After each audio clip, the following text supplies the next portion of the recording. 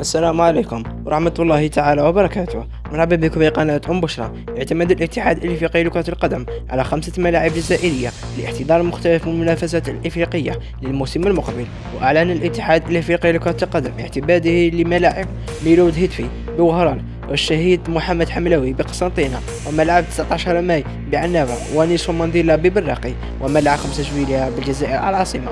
وكما هو معمول، فمن المتوقع أن تصل لجنة تأهيل الملاعب التابعة للكاف إلى الجزائر من أجل تأهيل كل من ملعبي علي عمار المدعو علي لابوينت بالعاصمة، وحسين أيت محمد بتيزي وزو. وباتت الجزائر من أكثر البلدان الإفريقية التي تزخر بمنشآت وملاعب رياضية عصرية، حيث يبلغ عدد الملاعب المؤهلة لخوض المباريات الدولية حوالي 7 ملاعب دون احتساب بعض الملاعب، على غرار ملعب مصطفى تشاكر بالبوليدة.